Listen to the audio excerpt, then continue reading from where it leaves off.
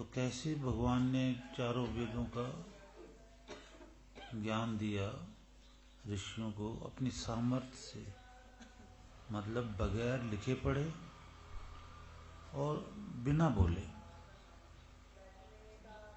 हैरानगी नहीं होती कि वो ऋषि भी मनुष्य ही थे जिनको ज्ञान दिया, और वो ज्ञानी भी नहीं थे उस समय। उनको भी भगवान ने भी बना के ही खड़ा किया था, यंग अवस्था का बना के ही खड़ा किया था, और उन्हीं के अंदर वेद प्रकट कर दिए। इन वेद मंत्रों को इंस्पायर किया, वेद मंत्रों के भावों को उनके अंदर पैदा किया। समझते? जैसे पहला मंत्र, पहला वेद वायु ऋषि के हृदय में कैसे पैदा किया कि अपनी सामर्थ्य से उसको, ऋषि को प्रेरणा दी। जैसे आपको कोई प्रेरणा होती है कि भाई वेद मंदिर चलना है ना, कभी प्रेरणा होती है सब्जी लेने जाना है, ऑफिस जाना है, जल्दी करो जल्दी करो। तो अंदर से एक प्रेरणा होती है, बिना बोले बिना लिखे, बिना बोले बिना। अभी मैं चाय पी रहा था तो अंदर प्रेरणा होती थी चलना है जल्दी, वो बिना बोले बिना लिखे। ऐसी ईश्वर प्रेरणा देता है ऋषि के हृदय में, ओम अग्नि मेड़े पुरोहितम, बिना बोले बिना लिखे। और ऋषि को प्रेरणा देता कि सुन, तो एकदम से ऋषि स्तंभित हो जाता है और महसूस करता है कि कुछ अंदर प्रेरणा आनी शुरू हुई है, क्या है? तो उसको पहले मंत्र की प्रेरणा आती है, ओम अग्नि मीड़े पुरो, बिना बोले बिना लिखे। ईश्वर को किसी का सहारे की जरूरत नहीं है, वही सबका सहारा है, पर ईश्वर को किसी सहारे की जरूरत नहीं। तो बिना सहारा लिए, वाणी का सहारा नहीं लेता, हाथ पैर से का सहारा नहीं लेता, कागज पेंसिल का सहारा नहीं लेता, बिना किसी सहारे के। यही शिफ्त है, अनंत शिफ्तों में, अनंत गुणों में यही ईश्वर का गुण है कि वो किसी के सहारे की जरूरत नहीं है। अगर किसी के प्राण लेने समय आने पर तो उसको यमराज के सहारे की जरूरत नहीं है। ये पौराणिक कथाएं झूठी के यमराज होता है, या इंद्र देवता होता है जो बारिश बरसाता है। कोई ईश्वर का असिस्टेंट नहीं है, वो स्वयंभू है, सेल्फ सफिशिएंट है, अनंत शक्तियों का मालिक है। उन्हीं शक्तियों से वो प्रेरणा देता है ऋषि को। तो ऋषि एकदम से भौचक्के से होकर के और महसूस करता है, फिर वो उसको ईश्वर प्रेरणा देकर समझाता है कि वेद मंत्र है। फिर ईश्वर चाहता है कि इसको संधि विच्छेद भी आ जाए, पदच्छेद भी आ जाए, शब्दार्थ भी आ जाए, इस मंत्र का भावार्थ भी समझ में आ जाए। तो उसकी सामर्थ्य से, ईश्वर की सामर्थ्य से, प्रेरणा से उन ऋषियों को हर मंत्र का ये सारा कुछ समझ में आ जाता है, सब समझ में आ जाता है।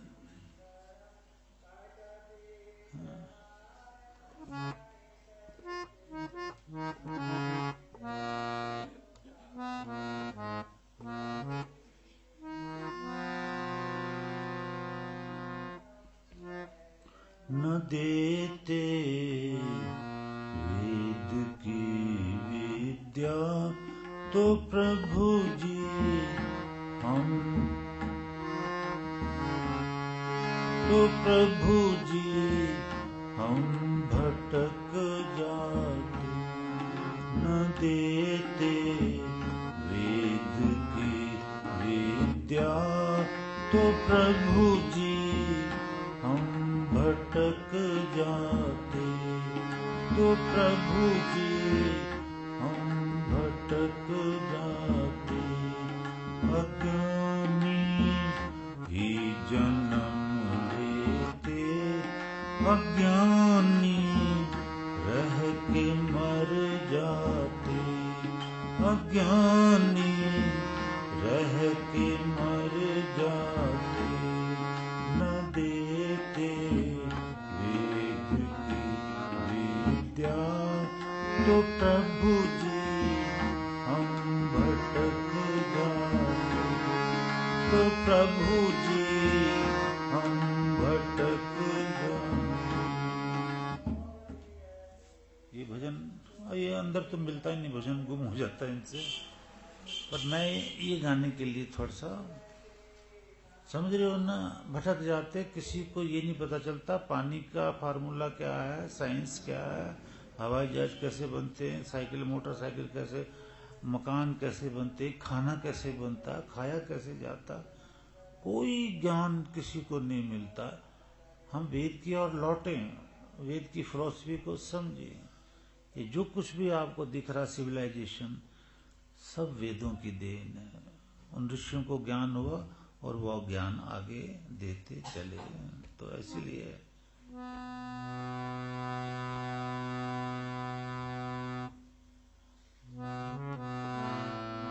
चलें उस देश जहां मुनि वेद सुनाते हैं,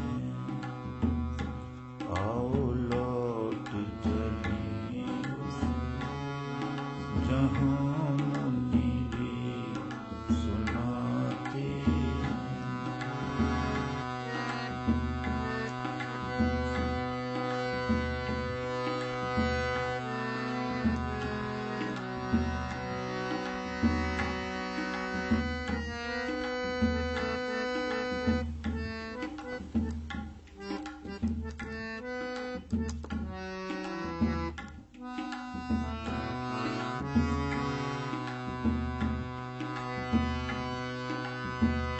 प्रभु प्रेरणा करे सुनमी, प्रभु प्रेरणा करे सुनमी, तुझे तेरे बुलाते हैं।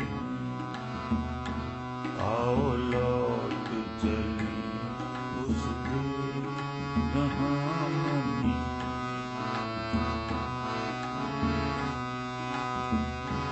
आओ लौट चले उस देश जहां मुनि वेद सुनाते हैं।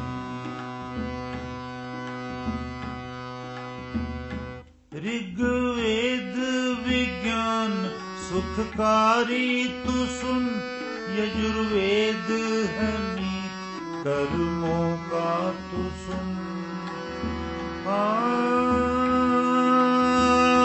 ऋग्वेद विज्ञान सुखकारी तू सुन, यजुर्वेद है मीत कर्मों का तू सुन। ज्ञान दिए बिन ज्ञान न होए, ज्ञान सुने बिन ज्ञान न होए। ज्ञान देवे वेद तू सुन जा, ज्ञान देवे वेद तू सुन जा। आयु यूं ही न जाए भी, आयु यूं ही न जाए भी, तुझे तेरे वेद बुलाते हैं। आयु यूं ही न जाए भी, तुझे तेरे वेद बुलाते हैं। आओ लौट चलें उस देश जहां मुनि वेद सुनाते हैं।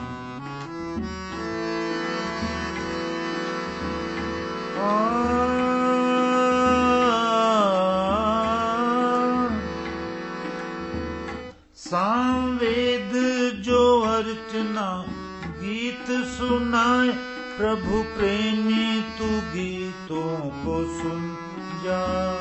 सामवेद जो अर्चना प्रेमी तू गीतों को सुन जा। श्री कृष्ण का भी सबसे प्यारा है साम, श्री कृष्ण का भी सबसे प्यारा है साम।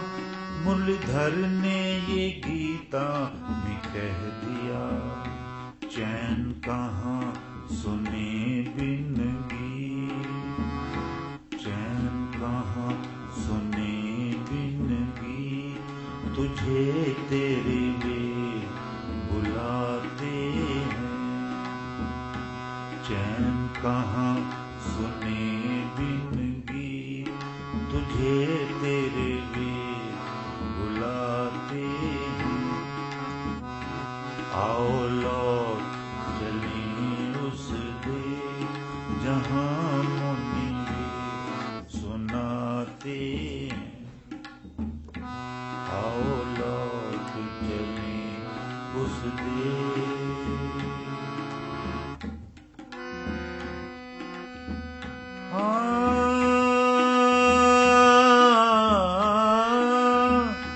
अथर्ववेद झरे ब्रह्म ज्ञान, सुन भाव विभोर मन होवे। अथर्ववेद झरे ब्रह्म ज्ञान, जिसे सुन भाव विभोर मन होवे। औषधि ज्ञान से रोग मुक्त, औषधि ज्ञान से रोग मुक्त। ब्रह्म ज्ञान में अग्रसर होवे।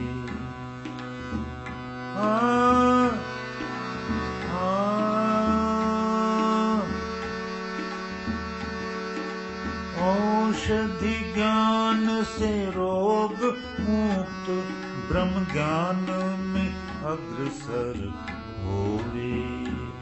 यही जीवन की शाश्वत रीत, यही जीवन की शाश्वत रीत। तुझे तेरे वेद बुलाते हैं।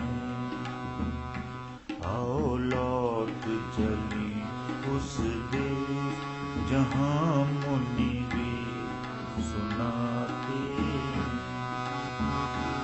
आओ लौट चले उस देश जहाँ मुनि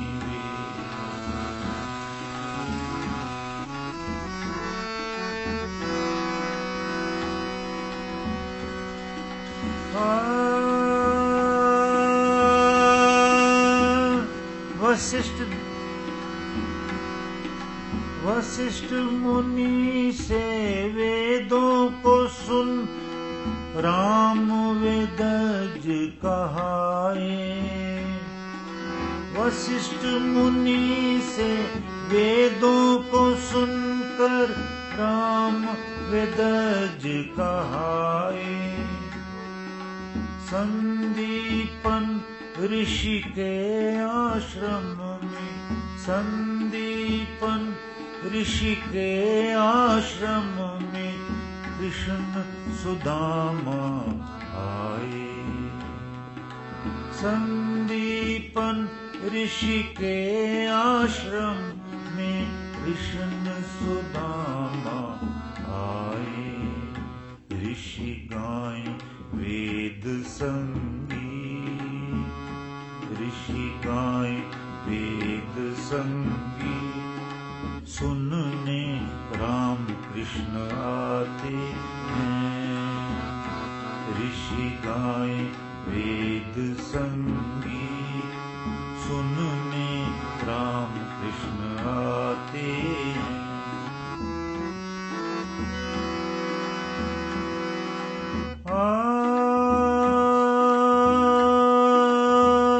प्रभु प्रेरणा करे सुन मीत, प्रभु प्रेरणा करे सुन मीत। तुझे तेरे वेद बुलाते हैं।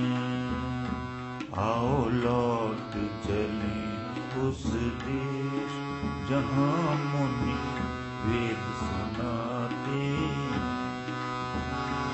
आओ लौट चले उस देश जहाँ मुनि वेद सुनाते हैं। आओ लौट चले उस देश जहाँ मुनि सुनाते हैं।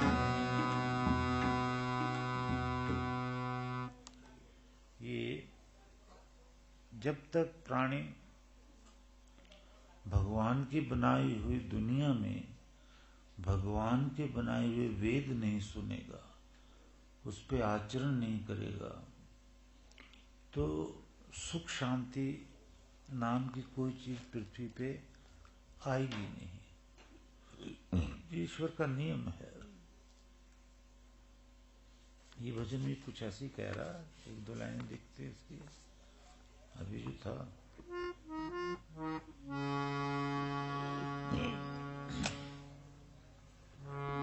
थोड़ा पानी देना बेटा। न देते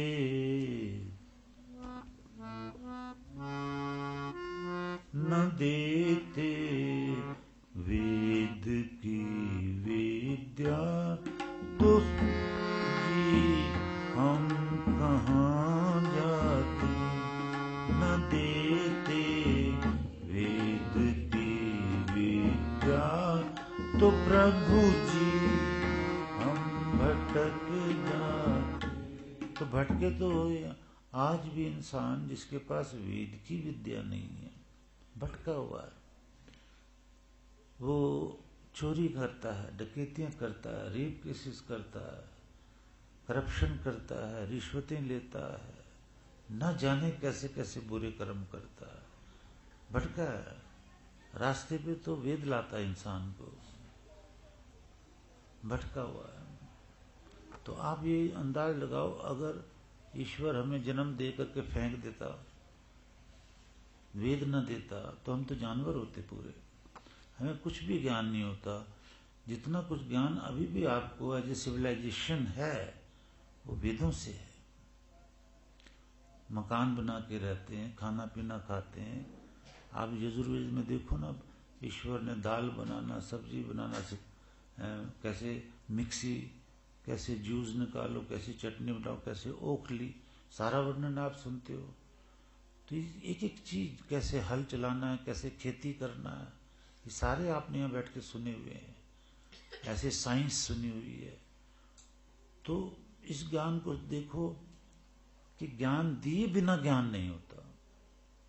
वो सारे के सारे अमैथुनी सृष्टि में जब जन्म लेते हैं मनुष्य, नर नारी, सारे अज्ञानी होते हैं। कैसे भगवान ने 4 ऋषियों को ज्ञान दिया, उन्होंने आगे दिया, तो दुनिया को ज्ञान होता चला गया।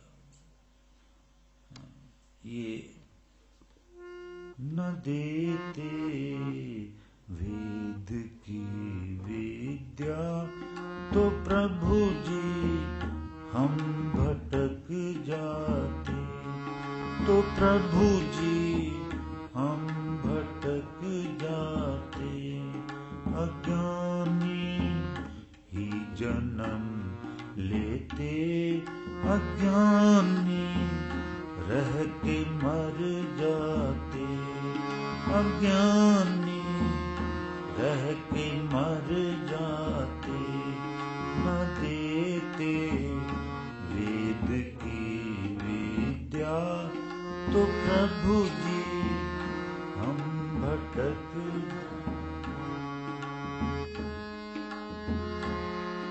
मनुष्य पशु पक्षी में अंतर बताया वेद ने हमको बताया।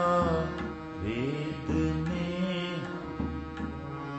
विज्ञान कर्म पूजा विद्या को, विज्ञान कर्म पूजा विद्या को समझाया वेद हमको समझाया, वेद ने हमको प्रकाश मिलता न वेदों का, प्रकाश मिलता न वेदों का, अंधकार में ठोकरें खाते, अंधकार में ठोकरें खाते न देते।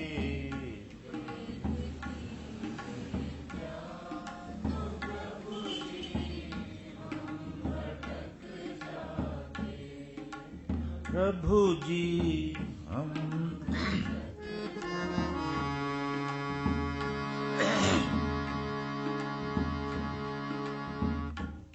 ये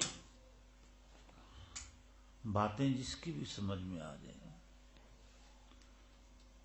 उसी समझदार कहते हैं। समझदार का मतलब ही ज्ञानी है, उसे ज्ञानी कहते हैं, उसे ही वेद का ज्ञाता कहते हैं। जो वेदों को समझने लग जाओ, वेद की बातों को समझने लग जाओ, ये ज्ञान वेद का ना देते प्रभु, सारे पशु होते, सारे पशु के समान। अब देख लो, जो वेद का ज्ञान नहीं है तो पशु के समान हम एक दूसरे को सींग नहीं मार रहे, एक दूसरे की हत्या नहीं कर रहे, मजहबों के नाम पे लड़ाइयां नहीं होती, न जाने क्या क्या होता है। अगर शुरू में ही ईश्वर ज्ञान ना देता फिर तो और भी बुरा हो जाता है ना।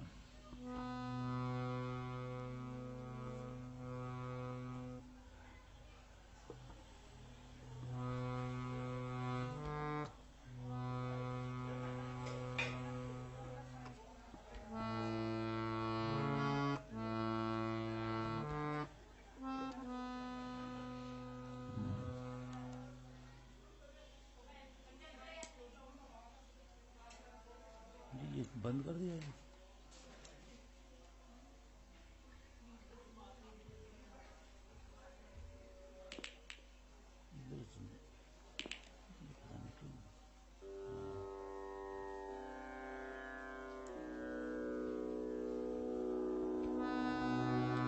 भजन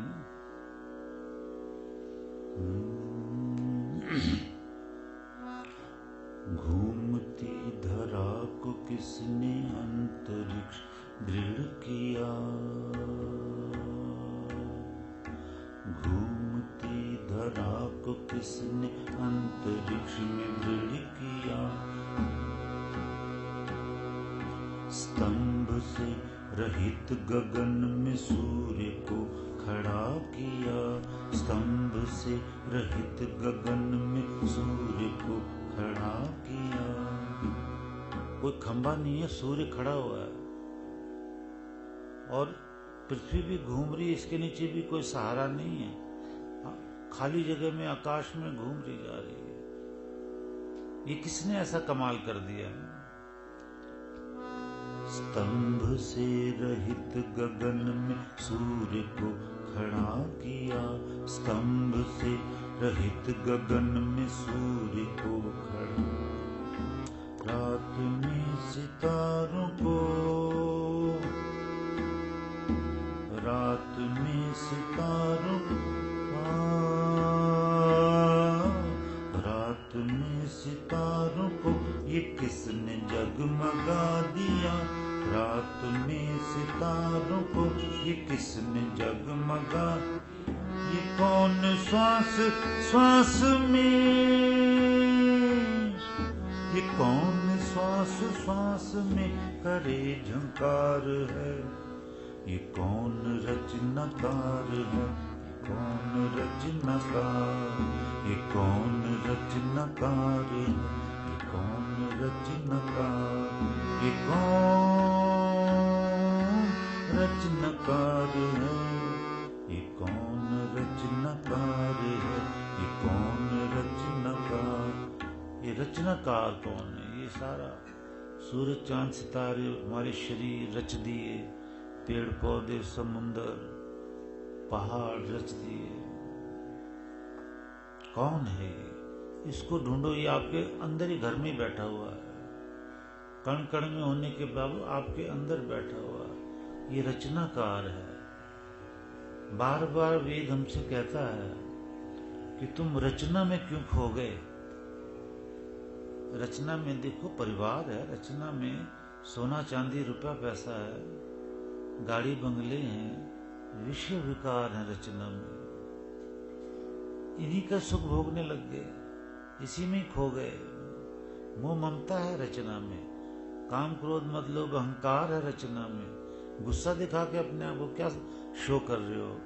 ईश्वर किसी के गुस्से को बर्दाश्त, सबको सजा देता है। तो जो गुस्से को सजा देता है, जो विषय विकारियों को सजा देता है, जो सूर्य चांद सितारों को रचने वाला है, जो सज्जन को भी और पापी को भी भोजन देता है, जो कण कण में समाया हुआ है, उसको ढूंढो। मनुष्य का शरीर इसीलिए मिला है।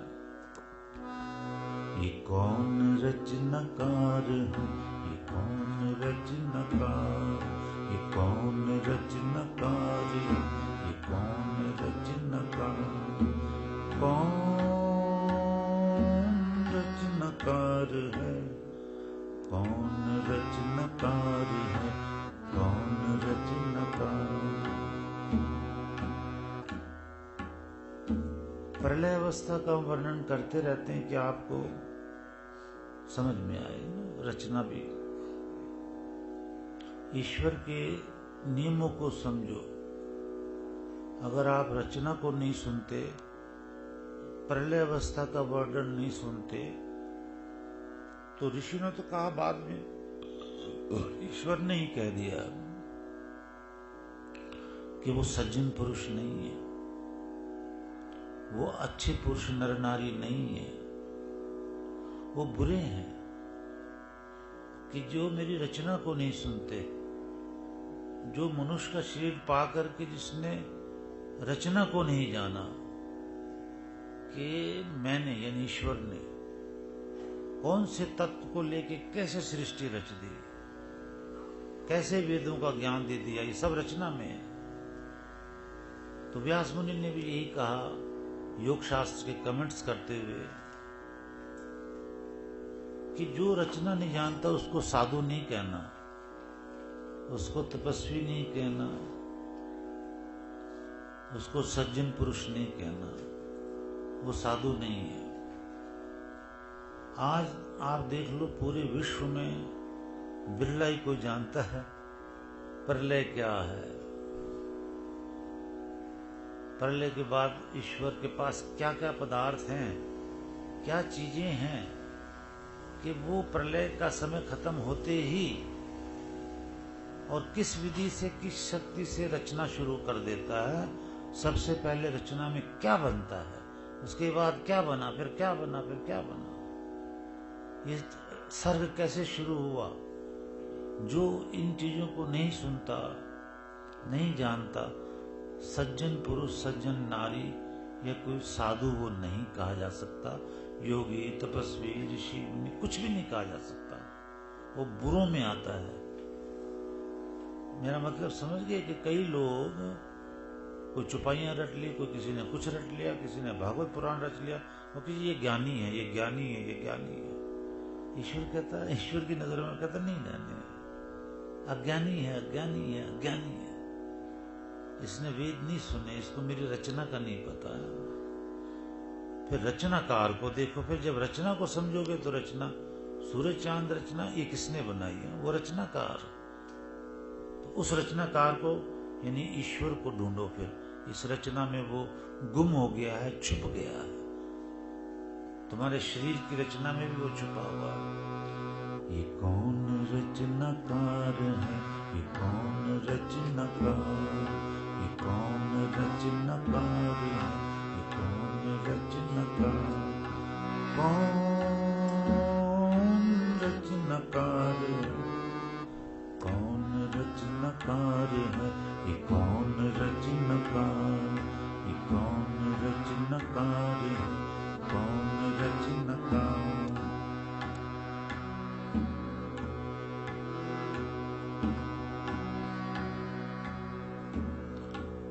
ये प्रलय अवस्था, जल नहीं है, पृथ्वी नहीं है, सूरज नहीं है, चांद नहीं है, न जल हवा जमीन थी, आकाश था न चंद्रमा, न जल हवा जमीन थी, आकाश न जल हवा जमीन थी, आकाश था न चंद्रमा, न जल जमीन थी, आकाश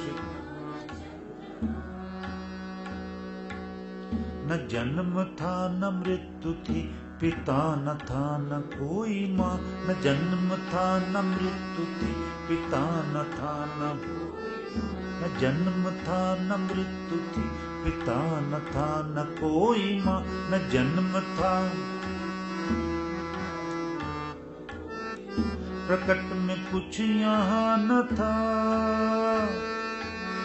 प्रकट में कुछ यहाँ न था, जो था सभी था ब्रह्म में, जो था सभी था, जो था सभी था ब्रह्म। ये किसने, ये किस विचित्र शक्ति का, ये किस विचित्र शक्ति का किया कमाल है, ये कौन रचनाकार है, ये कौन रचनाकार, ये कौन रचनाकार है, ये कौन रचनाकार, ये कौन रचनाकार है, ये कौन रचनाकार है, ये कौन रचनाकार, ये कौन रचनाकार है, ये कौन रचनाकार। तो ना कोई माता थी, ना कोई पिता था, न ये आकाश था, न चंद्रमा, न जल, न वायु, कुछ भी नहीं था। जो कुछ भी प्रलय हुई, तो प्रलय में जो कुछ भी था वो ईश्वर की शरण में था, यानी प्रकृति और जीवात्मा, ये दो ईश्वर के आश्रय में थे, बाकी कुछ भी नहीं था। ये जो कुछ भी संसार दिख रहा, कुछ नहीं होता प्रलय में। फिर माता भी नहीं थी, पिता भी नहीं था, तो ये किस विचित्र शक्ति का किया कमाल है। नहीं, ये कहां से आ गया, ये कौन सी शक्ति है जो कमाल कर दिया कि सूर्य चंद्रमा, सूर्य चंद्रमसो धाता यथा पूर्वम अकल्पयत। ऋग्वेद का मंत्र है ये, कि फिर सूर्य चंद्रमा और ये सारी पृथ्वी, जलवायु, मनुष्य के शरीर, ये कहां से रच दिए। अब अगर कोई संतान होती है तो माता पिता के द्वारा होती है, उस वक्त तो माँ बाप थे ही नहीं, तो कैसे रचना हो गई है। ये कौन रचनाकार है, इसे इसको पाकर ही हम, या पाए भी ना बेशक, हम इसकी स्तुति गुणगान करते हुए, यज्ञ करते हुए इसके दीवाने हो जाए, इसके दीवाने हो जाए। हम तो मोह ममता के दीवाने हो गए, पैसे के दीवाने हो गए, घर बार के दीवाने हो गए। उनके दीवाने नहीं होना था। सच्चाई सुननी भी कड़वी होती है ना। उनमें तो कर्तव्य निर्वाह करना था। तेन त्यक्तेन भुंजीता मां हृदय कस्विद धनम, ईश्वर का वाक है। कस्विद धनम, ये धन किसका हुआ, ये परिवार किसका हुआ, किसी का नहीं हुआ। ईश्वर कहता है ये सब मेरा है, ये मेरा बसाया हुआ पसारा है, इसका मालिक मैं हूं, आप नहीं। आप जीवात्मा, थोड़ी देर के लिए मैंने तुम्हें शरीर दे दिया बस मनुष्य का, कि मुझे जानो ये कौन रचनाकार है। ईश्वर को पहचानने के लिए शरीर मिला है। ये जीवात्मा इसमें रहकर शरीर से, शरीर की इंद्रियों को यज्ञ में लगाए। वाय अवस्था देवो वह सविता प्राप्यतु श्रेष्ठतमाय कर्मणे, श्रेष्ठ कर्म यज्ञ में लगाए। ये किस विचित्र शक्ति का,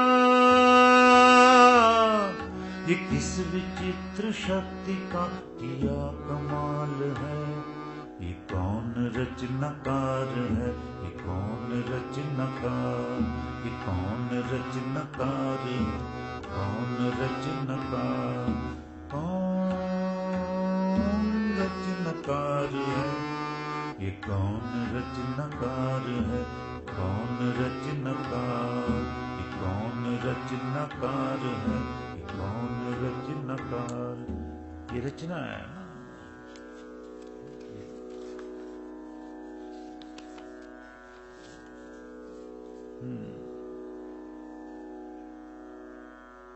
प्रलय में जब कुछ नहीं होता है, फिर ये कहां से आ गया ना?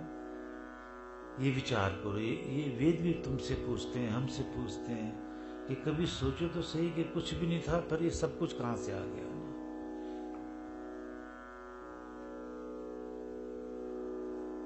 नर नारी का जोड़ा, पशु पक्षी का जोड़ा बिना माँ बाप के कहां से आ गया?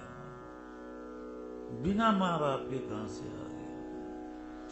उस वक्त न माँ बाप थे ही नहीं। तो इसका आंसर आप सुनते रहते हो हमसे कि भी प्रकृति से, ये प्रकृति हमारी माता है। प्रकृति से पृथ्वी बनी है ना, ये पृथ्वी हमारी माता है। तो प्रकृति से ही मातु गर्भम पितुम असुम अथर्ववेद है। माता का निर्माण किया ईश्वर ने,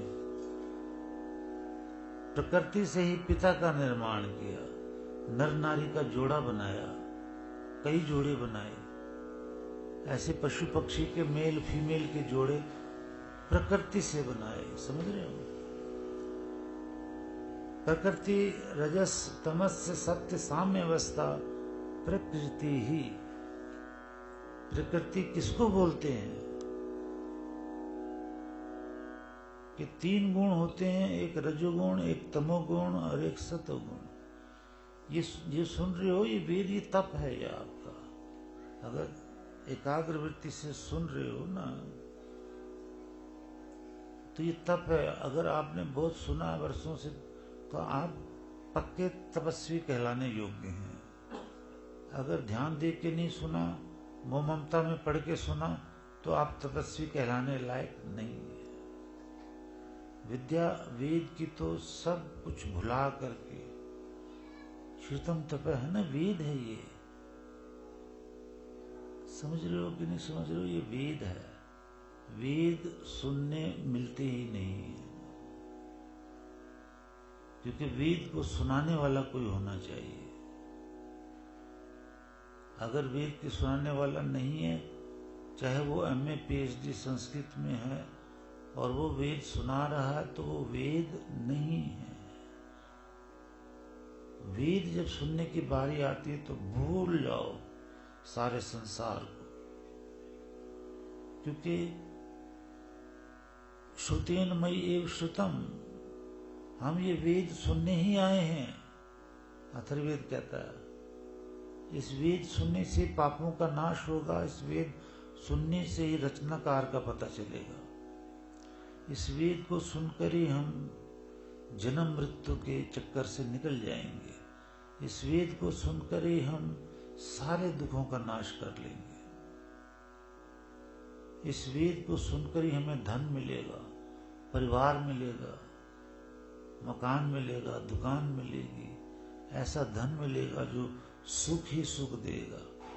वेद न सुनने से हमें जो कुछ भी मिलेगा वो हमारी बर्बादी करेगा। चाहे धन मिले, चाहे परिवार मिले, वहां कलह होंगी, वहां लड़ाइयां होंगी, वहां न जाने कैसे कैसे बुरे हालात होंगे वेद न सुनने से। वेद ही सुख देता है, वेद ही शांति देता है, वेद ही धन देता है, दौलत देता है, सब कुछ वेद ही देता है। यही सुनना है। कैसे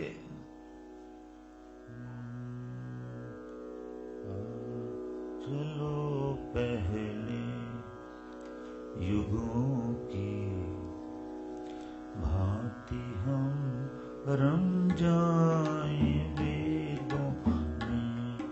चलो पहले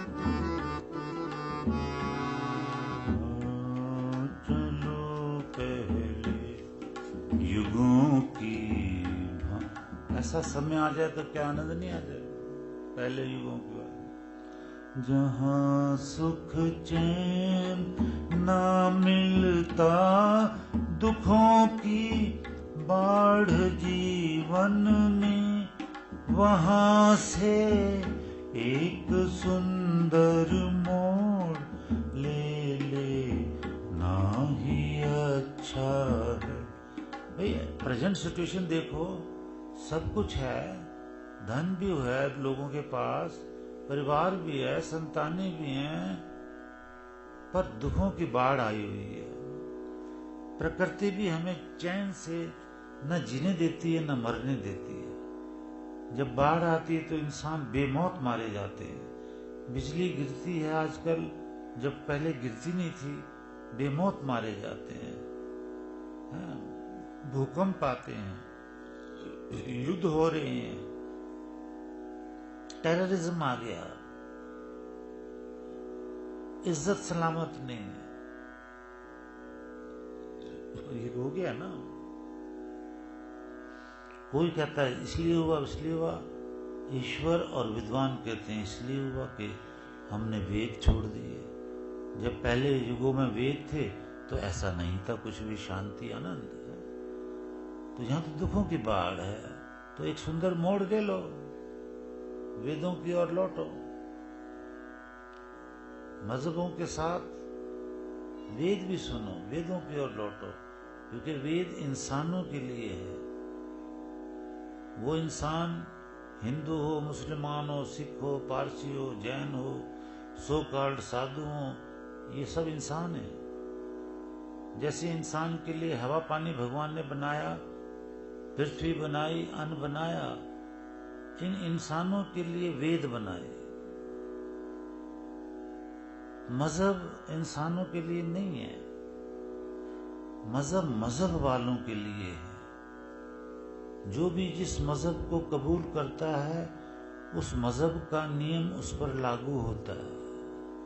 दूसरे मजहब में रहने वालों को दूसरे मजहब का नियम लागू होता है। तीसरे मजहब में रहने वाले को तीसरे मजहब का नियम लागू होता है, और मजहब का नहीं, उसी मजहब का। परंतु ईश्वर का बनाए हुए वेदों के नियम सबके लिए लागू होते हैं, एक जैसे। ये निष्पक्ष है वेद, इसमें पक्षपात नहीं है, क्योंकि ये ईश्वर की वाणी है। हवा बनाई, इसमें ईश्वर ने क्या पक्षपात किया? आज भी जो मर्डर कर रहे हैं, उग्रवाद फैला रहे हैं, माँ बहन बेटियों की इज्जत से खिलवाड़ कर रहे हैं, भगवान हवा पानी रोटी उनको भी दे रहा है, वो तो उनको भी दे रहा है, पक्षपात वो नहीं करता। लेकिन यही मजहब वाले जब उग्रवाद का रूप धारण कर रहे हैं, वो माँ बहन बेटियों को उठा के ले जाते हैं, उनको बेकसूरों को सजा देते हैं, रोटी पानी उनका बंद कर देते हैं, ऐसे ऐसे तहखानों में रखते हैं जहाँ हवा मिलनी मुश्किल हो जाती, कई वैसे मर जाते हैं। लेकिन ईश्वर तो किसी पे पाबंदी नहीं लगाता, वो सजा बाद में देगा, पर अन्न जल सबको एक साथ वैसा ही दे रहा है, जैसे सज्जन को दे रहा वैसे दुष्टों को दे रहा है। तो वेद मजहब नहीं है, वेद सब के लिए लागू होता है। तो मोड़ लेकर के हम वेदों की ओर देखें। चलो पहले युगों की भांति हम रम जाएं वेदों में, चलो पहले युगों की